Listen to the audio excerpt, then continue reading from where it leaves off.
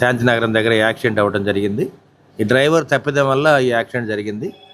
బస్సులో దాదాపు 65 మంది ప్యాసింజర్లు ఉన్నారు. అదృష్టం ఏంటంటే ఉదయం 6:10కి యాక్సిడెంట్ అయినప్పుడు చుట్టుపక్కల గ్రామస్తులు కానీ, మరి ఎమ్మెల్యే గారు, నేను, డిఎస్పీ గారు, ఎస్పీ గారు, అందరూ ప్రభుత్వ అధికారులు అందరూ కూడా రావడం జరిగింది. మరి గవర్నమెంట్ డాక్టర్స్ అందరూ కూడా, మన హాస్పిటల్ కమిటీ చైర్మన్ గారు ఉన్నారు, వెంకటేశ్వర రెడ్డి గారు, మన సూపరింటెండెంట్ గారు, అందరూ కూడా వెంటనే అటెండ్ అయ్యి అందరు కూడా ప్రాణాపాయం లేకుండా అందరూ కూడా బయటికి తీయడం జరిగింది. మరి ఒక అమ్మాయి సాఫ్ట్వేర్ ఇంజనీరు సీటు కింద ఇరుక్కుపోతే మరి మురుగునీరు కూడా బస్సులోకి వెళ్ళడం జరిగింది.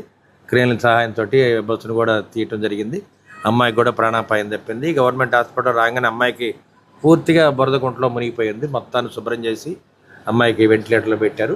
ఆక్సిజన్ కూడా అందిస్తూ ఉన్నారు. అందరూ కూడా మరి యాక్సిడెంట్ అవ్వగానే ఈ నర్సాపేట ప్రాంతాల ప్రజలందరూ కూడా వెంటనే హాజరయ్యారు. ముఖ్యంగా మీడియా వాళ్ళు కానీ, పోలీసు వ్యవస్థ కానీ, డాక్టర్లు, అంబులెన్సు అందరూ కూడా వెంటనే అటెండ్ అయ్యారు. వెంటనే సహాయ చర్యలు తీసుకోవడం జరిగింది. అందువల్ల ఎవరు కూడా ప్రాణహాని జరగలేదు. ఇప్పుడే హోమ్ మినిస్టర్ గారు కూడా స్పందించారు. వాళ్ళ పిఏ మాట్లాడారు. అదేవిధంగా గొట్టిపాటి రవికుమార్ గారు, మినిస్టర్ గారు, వాళ్ళ పిఏ కూడా మాట్లాడారు. మరి జీవి ఆంజలి గారు, మన పల్నాడు జిల్లా అధ్యక్షులు శ్రీధర్ గారు కూడా పరామర్శ చేయడం జరిగింది. అందరూ కూడా ఇబ్బంది లేకుండా సత్వరం వైద్యం అందజేస్తాము.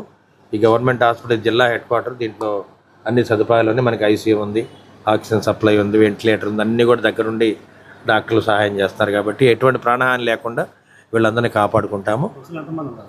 బస్సులో దాదాపు 65 మంది ఉన్నారు. కొంతమంది మధ్యలో దిగిపోయారని చెప్పారు. ఇప్పుడు 43 ఉన్నారు. ఇప్పుడు చివరికి యాక్సిడెంట్ అయిన తర్వాత 15 మందే మనకి యాక్సిడెంట్లు మిగిలారు. కొంతమంది వాళ్ళు స్వగ్రామాలకు వెళ్ళిపోవడం జరిగింది. కొంతమందిని కార్లో పెట్టి వాళ్ళ స్వగ్రామం పంపించడం జరిగింది. ఏదైనా ఉమ్మడి కుటుంబం ఏర్పడిన తర్వాత మనం ఏ కార్యక్రమానైనా ప్రజలు, నాయకులు, కార్యకర్తలు, అధికారులు అందరూ కూడా వెంటనే స్పందిస్తున్నారు.